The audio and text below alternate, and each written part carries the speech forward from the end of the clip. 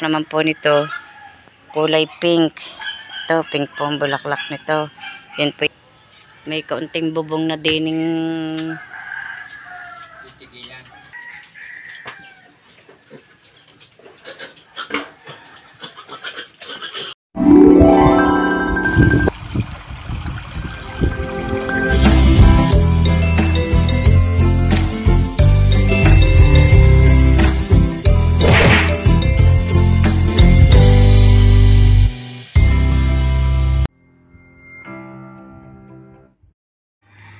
Good morning mga kabrasa, panibagong araw, panibagong vlog na naman po natin ngayon. At ngayon po medyo kulimlim po ang panahon.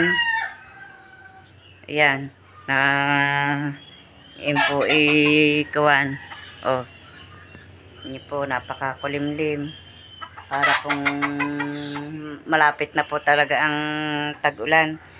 Kaya po ang aming bubong pinapalta na po ng kaunti yung hatulo, yung po ang tinanggal, oh. Bat-bat na po ng kalawang at ng tagpi. Kaya po yung aming luma din naman po yung itinalit, kaya lang iba-iba po, hindi masyadong butas-butas. Pero yung pong pinakabutas na tinagpian na rin po ni Tatay Roman bago po niya inilagay po doon sa itaas. At ari pong naririnig sa harapan, yun pong ari pong bubong na ari itatanggalin at idodoble po yung lalad na iyon. Dahil ari po tuluan doon po sa pinagdatigan, yung mga pinagtahian ko po dinadaanan ng tubig dahil may mga butas po. Kaya ari po idodoble, ari po ang ipapailalim, yung pong lalad na ari. Para po hindi tumulo, ipapaibabaw po aring dati na pong nakalagay na ari. Ari po ang ipapailalim. Ito na lamang po muna ang ilalagay at wala pa pong maibili ng yero.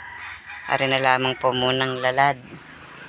At pagka ganyan pong malapit na po ang tag-ulan, kailangan pong iayos na po ang dapat ayusin. Nakawalis na po ako. Kulimlim nga po, kaya ganyan ang panahon. Sayang po ang mga bunga ng langka na buloklaan. Pinuntahan po ng mamimili, hindi na rin po naman maaari at may mga sira na. Yan po. At ang atin po na namang halaman, yan po, may mga bulaklak na napakagaganda. At ito po yung halaman ko pong ang ganda rin ng bulaklak. Meron pa din dalawa po yung may bulaklak na yan Nasaan kaya yung nanlagas na yata. Ari po may bago pa uling na labas. Ito po yung antangkay niya parang bagin, oh. Ari po naman, ganyan din pong antang kaibagin. Ang bulaklak naman po nito, kulay pink. Ito, pink po ang bulaklak nito. Yan po yung dilaw, ari po yung pink. Pagkakon po, ring aking itong point of the night na ito. Pagkakon mamumulaklak na rin po yan dahil magtatag-ulan na. At yung pong aking akyat yaman, tingnan nyo po at ang dami po ng pagbubulaklakan. 3 ang ibubulaklak. Kulay puti po ang bulaklak noon. Hindi pa po lamang nabuka. Ito po ang aking mga halaman pa. Ubos na ang bulaklak ng orchids na rin. Nakapanlaglag na po lahat. Ito po dinidilig ko lagi. Dahil ay nako, natumba na po ang kalamansin pantanim. Ari po itatanim pa ni Tatay Roman. Ako po may itinanim na po din ng ilang buto ng patani, oh. Yan, gagapang na po siya. Dinidilig ko po siya araw-araw. Pang advance po yan.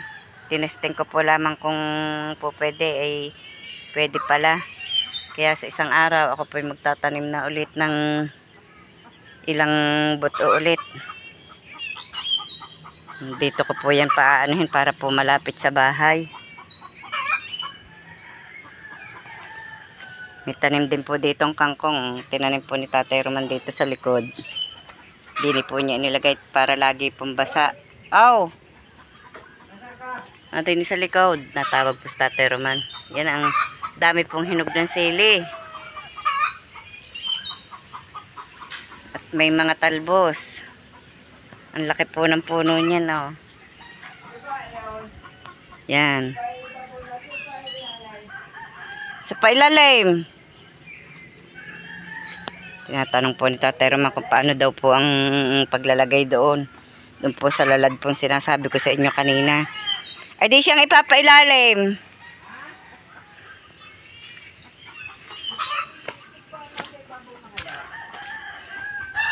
Yan. Si Tatay Roman ang hiram ng hagdan. Nang hiram po ng hagdan para maiayos po aring bubong na are. Maganda'y pailalim. Sa ibabaw nga yan.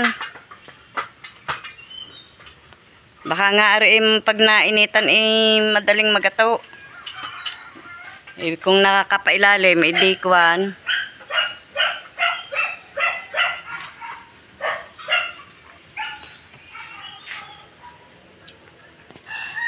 Kinakalas na po ni Tatay Roman yung ano yan, ipet. Gato na, ang patpat. Papaltan mo na yan.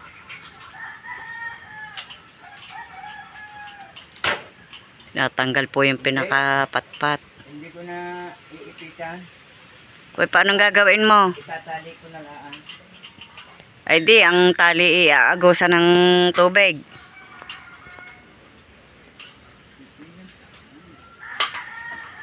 Maganda.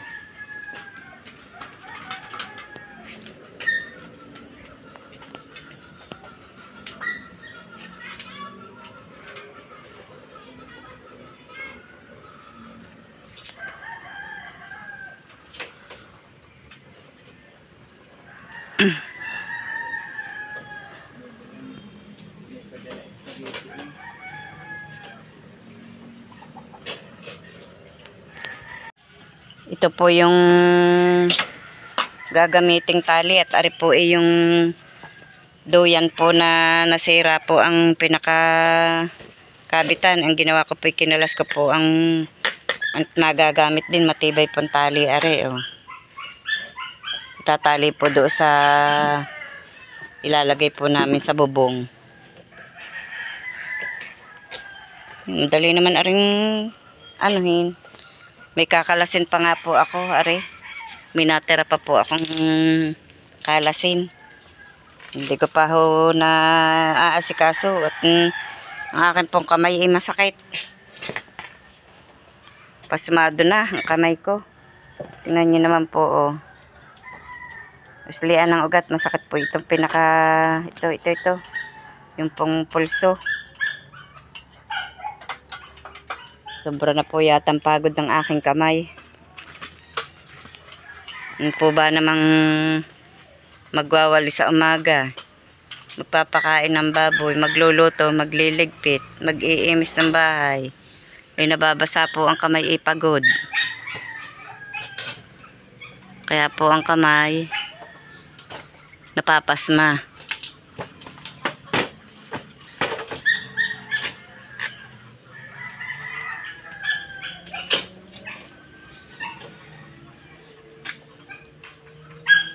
Alin pa nakapako yung nasa taas na iyon?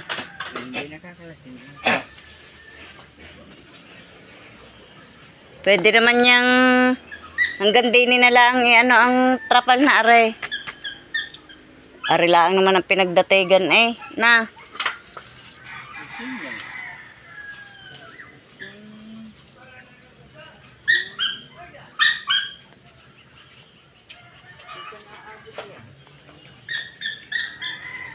Parang ari kasing lapad. Kung lumaki man aring nakakabit na ari kaunti. Ari parang pantalon mo pala, hindi pa naalis ni Camille, oh. Kasabit pa din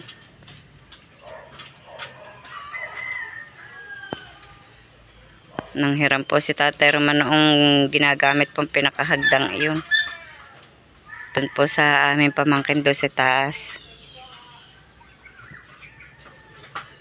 Yan, ang aso po ni Kadedet, oh. Dito na po yata natigil.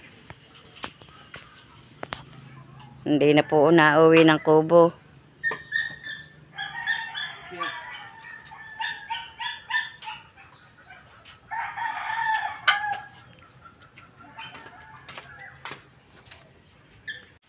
Nailagay na nga po namin yung trapal, pero ang laki pa po pala ng kapos. Kapos po din sa itaas at saka po doon sa isang dulong yun.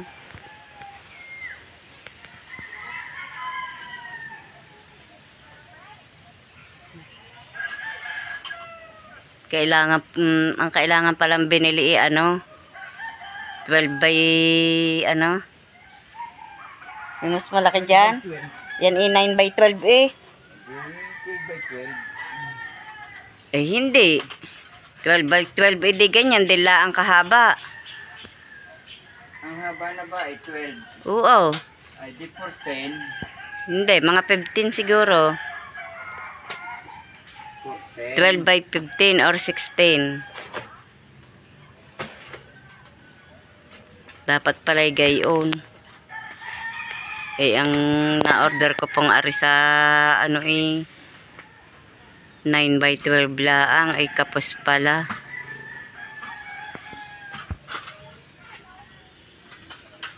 Pinapos. Kapos pa sa dulo ng Dapat pala din na isagad, dini na nga at ganang pag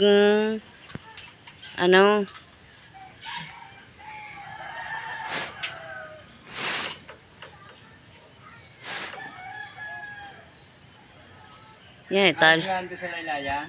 italim ay kapos doon. Hindi doon. Ayos na doon.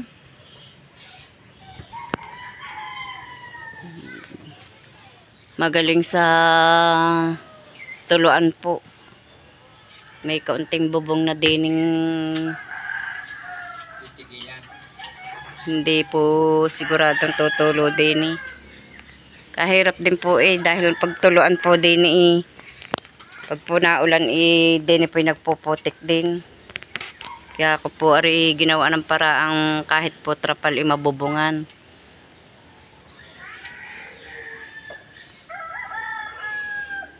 Sakali pong magkakaroon ng budget, saka na po ibili ng yero.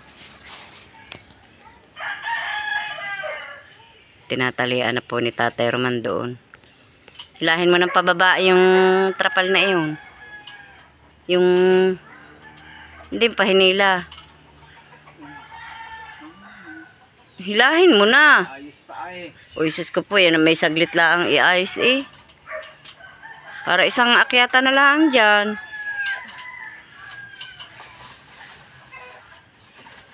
Tinalian mo na rin ba ang dulo niyan?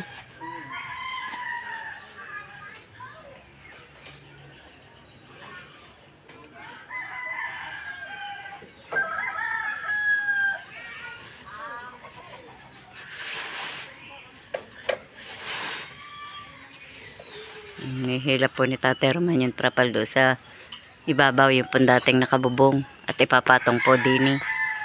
Wala rin daw po madaling magato pag napag-aarawan. Kaya po siya naming ipinailalim.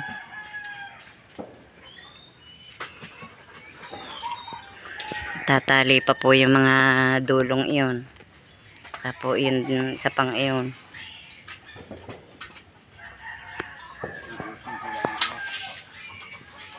Ha?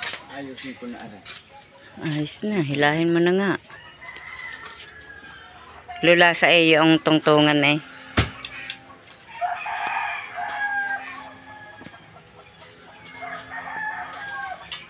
Tatay Roman po ating pupuntahan dito sa may piggery. Nagbabangbang po pala ng lupa din eh. Dinadakot po yung umus-us na mga lupa din eh. Yung sabi ko po sa inyo noon ko pa gustong matanggal po din sa likod ng piggery at baka po pag umulan ay din po humuho sa loob ng piggery ang tubig. Yan po ito oh.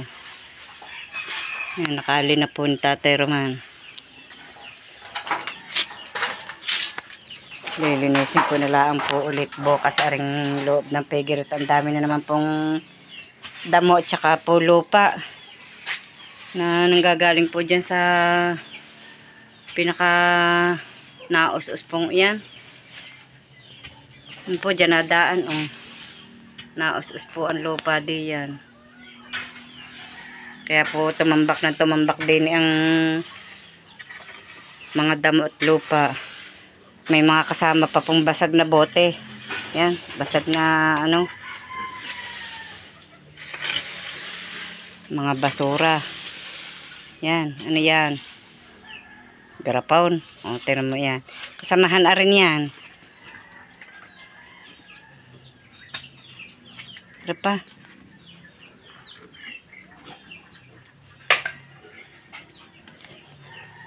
Si Tatay Roman po'y paalis bukas. Siya po isa Cavite na magtatrabaho. Ano sa 13?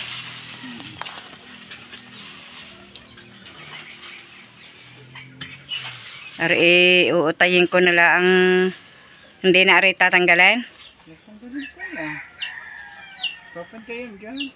Di na? Kahit mamayang gabi, may ilaw naman dyan eh.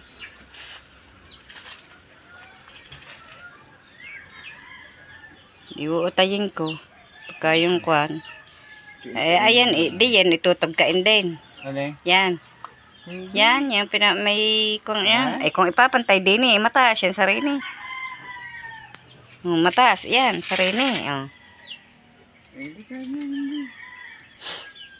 Tutugkain pa aray. Kalaki pa po ng tambak ng lupang yan. Yang pag umula ng agos niyan din eh.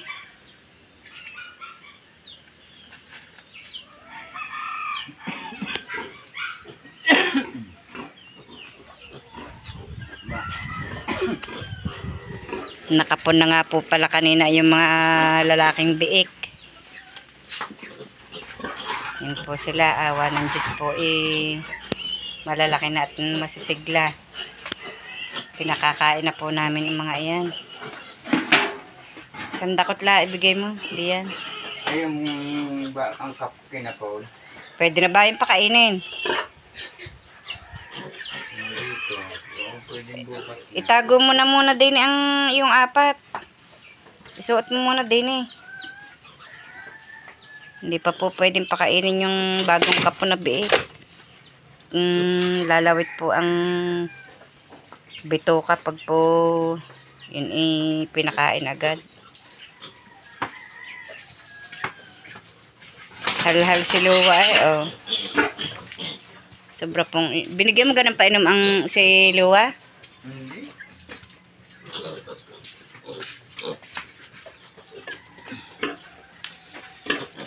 Are ang isa pa, nga kay Luwang are. Yan, yung nadide yun.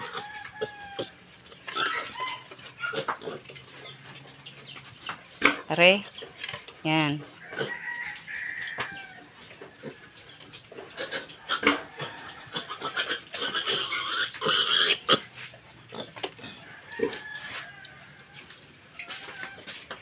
Sa pamputi. Ano po mga biik. Sila po 3 linggo na.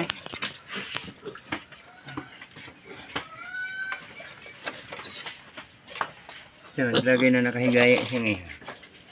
Nasaktan, baka nasaktan kanina kapag ano? Huh? Kapag kapon.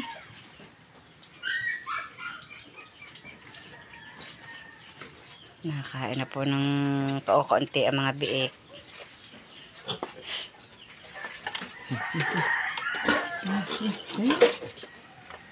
Parang kumilay. Baka nga kahawa kanina. Nanakbo yan kanina eh.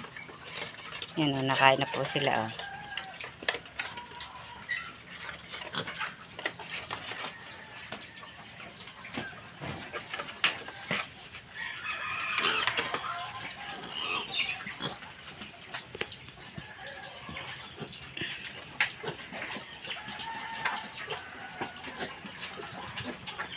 Takbo ang isa eh.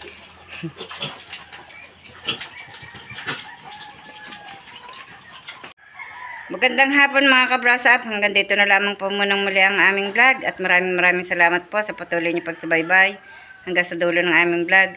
Saan man kayo naroon, mag-iingat po kayong palagi. Bye-bye and God bless.